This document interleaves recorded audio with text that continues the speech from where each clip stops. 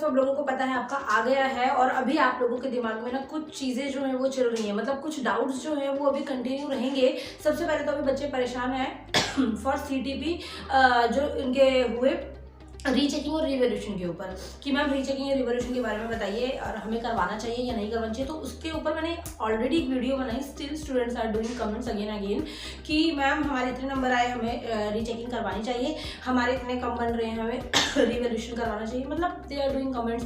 तो वहाँ पर मैंने आप लोगों के लिए ही वो पर्टिकुलर वीडियो बनाई, तो आप लोगों को उसका ध्यान रखना है।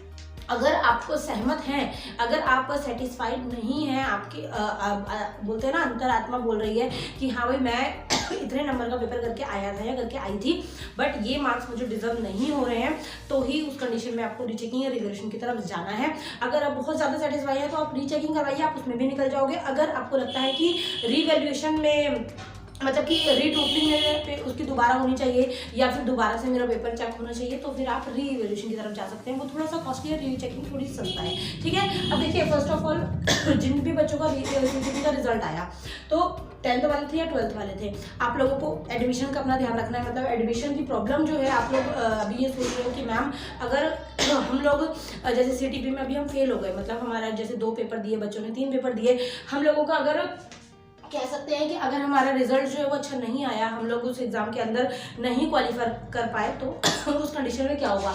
ये प्रॉब्लम जो है वो दोनों के लिए है। इसके लिए जो 10th वाले स्टूडेंट हैं वो भी दुखी हो रहे हैं और 12th वाले स्टूडेंट जो है वो भी दुखी हो रहे हैं। दुखी क्यों हो रहे हैं? 10th वाले परेशान है 11th के लिए और 12th वाले दुखी हो रहे हैं किसके लिए? कॉलेज के लिए। 12th वालों का इंतजार भी खत्म हो जाएगा, जल्दी आप लोगों का रिजल्ट भी आ जाएगा, तो आप लोगों के सामने भी यही प्रॉब्लम्स आने वाली हैं। तो इसलिए इन वीडियोज़ को ध्यान से देखिए और जहाँ जो आपको लगता है कि मुझे ये चीज़ नहीं समझ आ रही तो मुझे कमेंट्स करिए, ठीक है। देखिए अब आप लोगों को एडमिशन प्रॉब्लम के लिए आप लोगों को मैं बता देती हूँ कि बच्चे को ये लग रहा है कि मैम एडमिशन कैसे होंगे अगर हम फेल हो गए हैं या हमारे किसी सब्जेक्ट में कंपार्टमेंट आ गई है, तो उस कंडीशन में हमारा एडमिशन कैसे होगा। तो उसमें मैं आप लोगों को बता देती हूँ कि अब जो ये सेशन स्टार्ट हो रहा है उसके अंदर जो भी मतलब कि 2 सब्जेक्ट्स वालों को जो है वो मौका दिया जाएगा। जो भी बच्चे 2 सब्जेक्ट्स तक के अंदर फेल हुए होंगे उनको अगली क्लास में एडमिशन दे दिया जाएगा। तो आप लोगों को थोड़ा सा रिलैक्सेशन दिया गया है। एक हरियाणा बोर्ड में बीपी यादव जी ने भी स्टेटमेंट दी थी कि एक सब्जेक्ट हो गया, मतलब 2 सब्जेक्ट से ज़्यादा अगर आपके किसी सब्जेक्ट में आप फेल होते हो तो उस कंडीशन में आपको 11th में एडमिशन नहीं दिया जाएगा।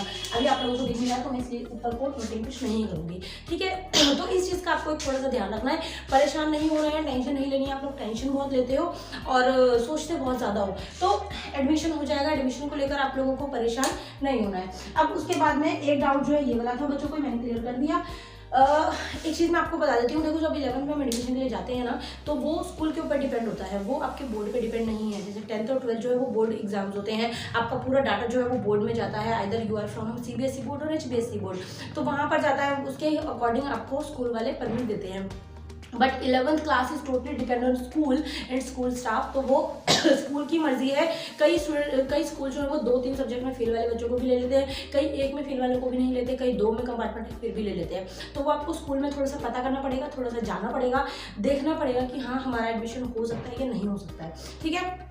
99.9% एडमिशन हो जाता है, सो डोंट वरी। उसके बाद में बच्चों को डाउट ये आ रहा है कि मैम अगर हम एग्जाम देते हैं, देखो आप लोगों के ये जो अब सीटीपी का जो रिजल्ट आया है उसके अंदर आप लोगों को 2 परफॉर्मर रहेंगे। आप लोगों के एग्जाम जो है वो मार्च में रहेंगे, मार्च 2024 में आप लोगों के पेपर रहेंगे, ठीक है। अब यहाँ पर बच्चों को ये आ रहा है कि मैम हम मार्च में जो पेपर देंगे क्या हमें सारे पेपर देने पड़ेंगे? नहीं, ऐसा नहीं है। आपके मान लो कि आपके पास 5 सब्जेक्ट थे या 6 सब्जेक्ट थे, आपकी 2 सब्जेक्ट में कंपार्टमेंट थी सीटीपी के भी, तो आप 2 पेपर के अंदर से 2 के 2, एक बच्चा जो था वो 2 के 2 में वापस से फेल हुआ, एक बच्चा था जो तो 2 में से 1 में निकल गया, 1 में फेल हो गया। उस कंडीशन में आप लोगों को क्या करना है, आपका सिंपल है कि आपको वही पेपर जो है सिर्फ मार्च में देना पड़ेगा, सारे एग्जाम नहीं देने। सारे एग्जाम आप ध्यान रखिए इस कंडीशन में दिए जाते हैं जब आप फेल क्राइटेरिया में आओ, मतलब 2 से या 3 से ज़्यादा सब्जेक्ट में जब आप कंपार्टमेंट फेस करते हो, उस कंडीशन में ही आप लोगों को सारे के सारे पेपर देने होते हैं और उसको हम दोबारा से पूरा 10th क्लास या 12th क्लास करना कहते हैं, ठीक है। तो इस चीज़ का ध्यान रखना।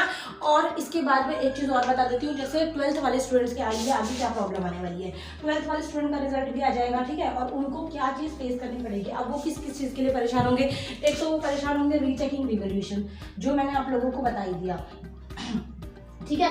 अगर आप उसके अंदर सेटिस्फाइड हैं तो आप रीचेकिंग रिवोल्यूशन करवाइए। अगर आप सेटिस्फाइड नहीं है कि मैंने करा ही नहीं पेपर, तो इट्स ओके, कोई बात नहीं, आपको पेपर को नहीं मतलब कि उसको रीचेक या रिवोल्यूशन नहीं करवाना, दोबारा से पढ़ना है।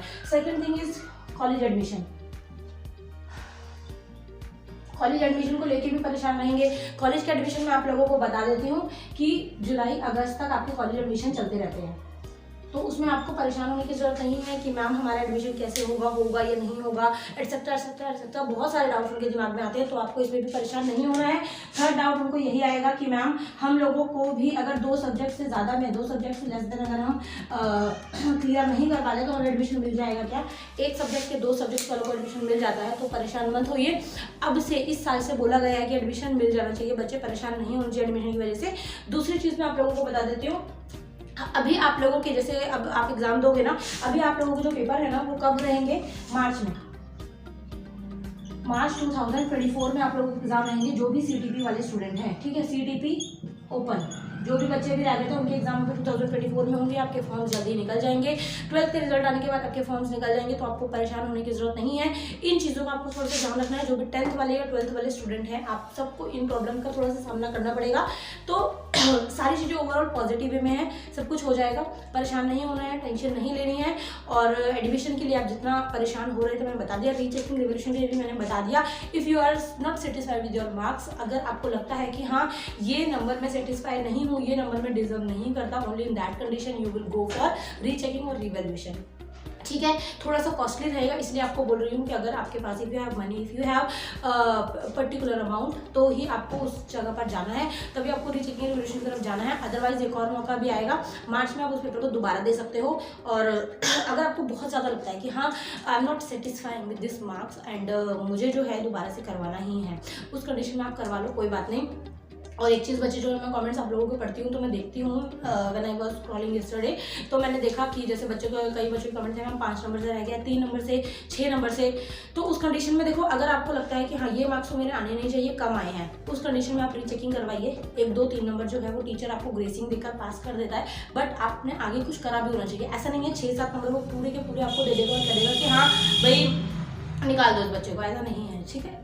तो उस चीज़ का आपको थोड़ा सा ध्यान रखना है और कोशिश करनी है कि जो चीज़ें मैंने बताई उनको आप अच्छे से फॉलो करो। परेशान नहीं होना है, मौके मिलते रहते हैं, दोबारा से भी मौका मिलेगा, मेहनत